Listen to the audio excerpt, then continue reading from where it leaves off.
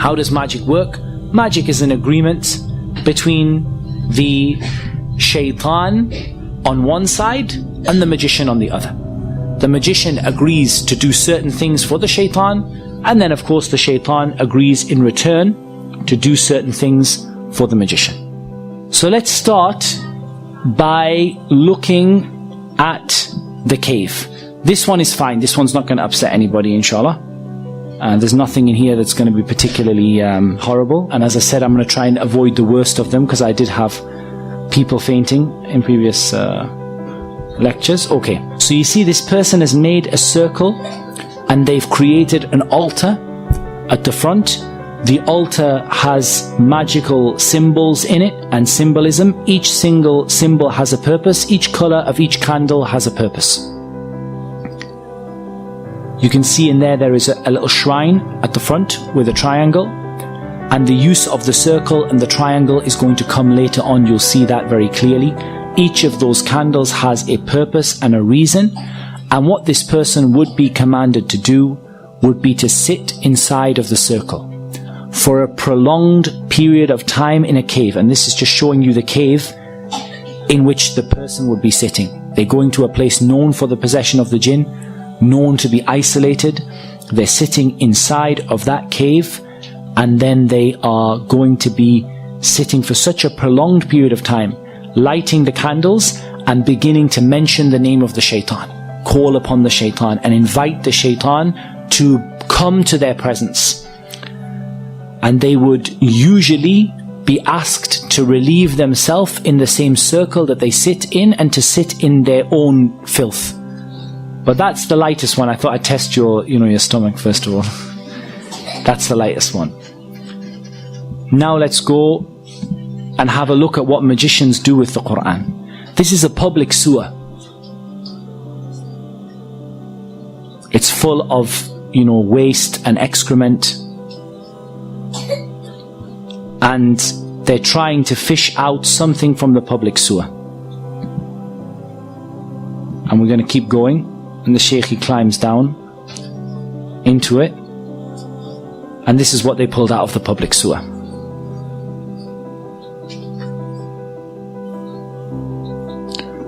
As you can see, this is a copy of the Quran that has been used in a public sewer. It's covered in human filth. It's covered in sewage. And they now have to clean and purify this copy of the Quran. Just in case you thought that was a one-off, we'll show you another video. This one has 51 copies of the Mus'haf that have been disgraced by the magicians. As you can see, they are covered, these are all copies of the Quran. They are covered in knots. They are covered in filth inside of them. They're going to open one of them up. They're covered in pins like voodoo dolls. They're cutting them open, and you see the state of the Mus'haf inside. You can see the color of the water that is coming off of the copies of the Quran as they're washing them, as they're opening them.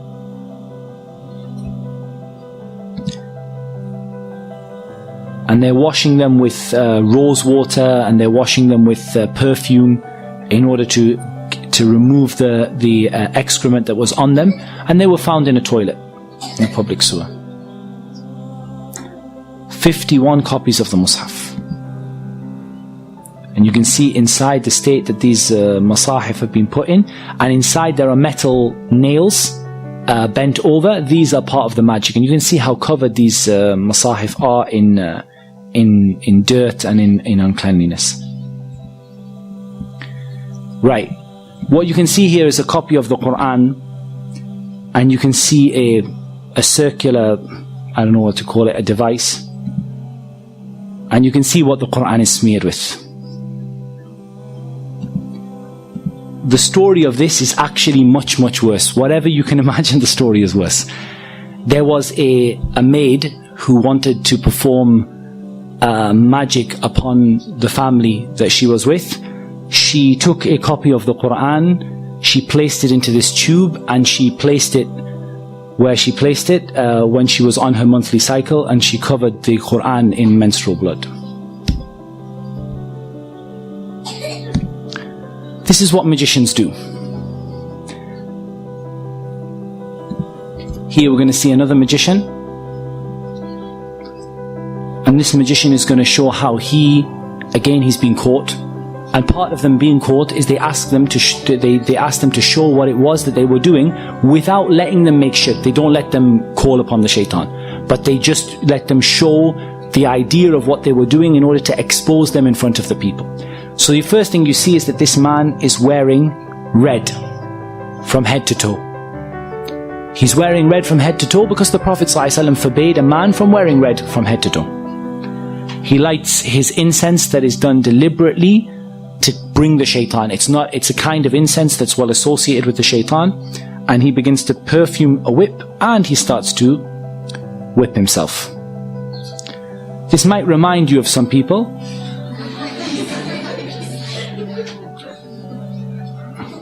And I'll make no further comment than that.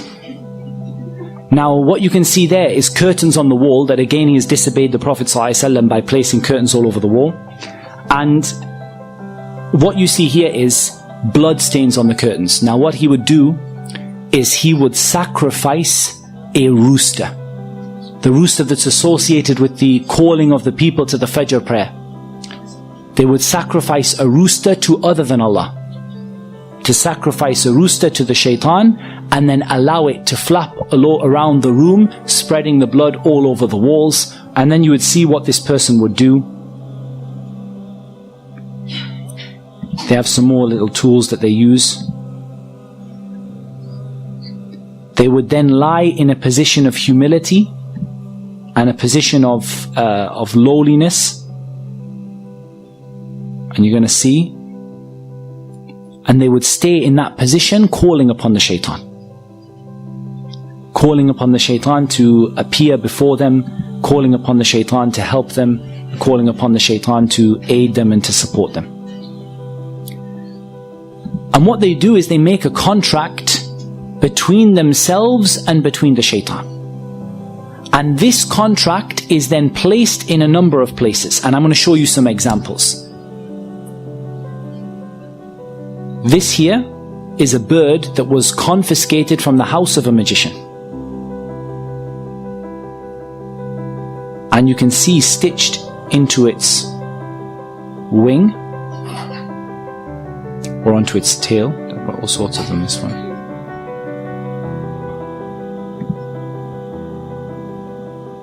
That's stitched onto its wing.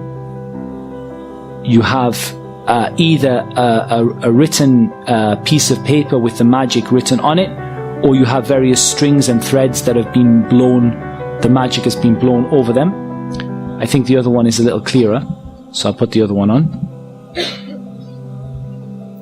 So this is another bird that was confiscated from the house of a magician, and you can see very, very clearly there that it has stitched into its wing a contract that is written between the magician and between the shaitan.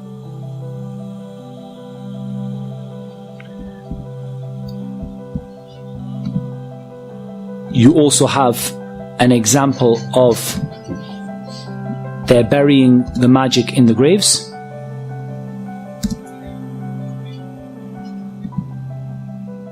So they go out to a grave and they dig inside the grave.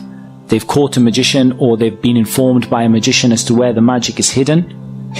And you're going to see that they bring out from the grave, they've been told what side of the grave to look at, and they bring out usually a plastic bag, and the bag has various magical items in it. You can see there that you have the letters and the symbols that we're going to talk about tomorrow, and you're going to learn about what those symbols and letters mean. We'll show you another one that comes out of the grave.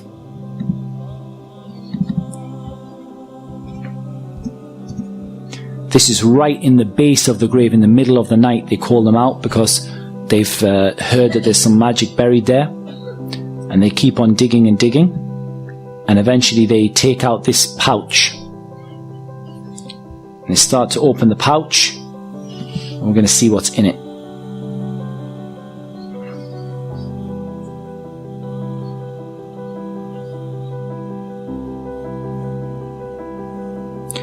That looks like somebody's vest.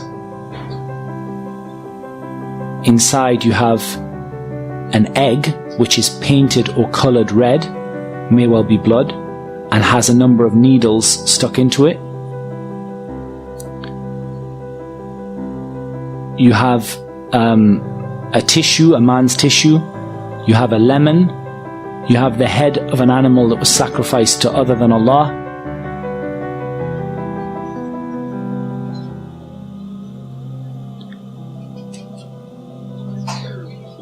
And it's not uncommon for them to put inside of the head of the animal some magic. And you have these writings, you have all sorts, it's covered in blood. You have a child's nappy in there. And you have a sanitary towel. And there's some Quran in there as well.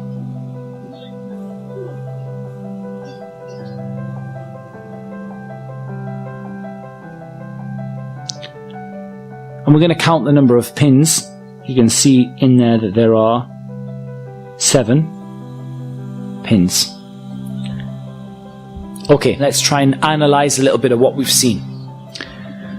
Each individual item that was put in there for a reason. Magicians don't do things at random. They do very, very evil and very horrific things, but they don't do them at random. It was put in there for a reason and an aim in order to bring the shaitan and cause a problem. And I'll tell you what happened. The story of this, the sheikh who gave me the video, he actually was involved in the case and he told me the story. He said what happened was there was a woman who had been divorced by her husband and she had lost custody of her child. She went to a magician in order to bring her child back to her. She brought her own blood. She brought the child's nappy. She brought some clothing from her husband and his tissue. And she brought an animal, and the animal was slaughtered to other than Allah. And I want to make something very, very, very clear. The magician in the beginning would do these horrible acts, and they would leave Islam, and they would, they would sell their soul to the shaitan. However, there's a problem. Once the magician has done that, what's next? The magician says, calls the shaitan, says, I'm willing to make sajda to you in order for you to do something for me.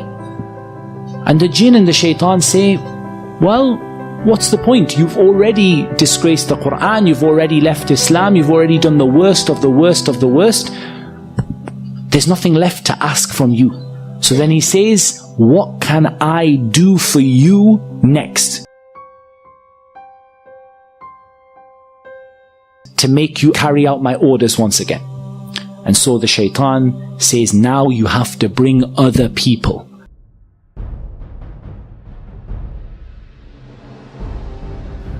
It's not enough for you to leave Islam. Now you have to bring other people. And so that magician goes out to convince other people to use their services and to bring them, those other people, outside of Islam. And this is something that you see amongst the magicians, is that they don't simply disbelieve. They disbelieve and they become a da'iyah, a caller to get people to leave Islam. And so that woman was asked to bring an animal, knowing that animal would be sacrificed to other than Allah.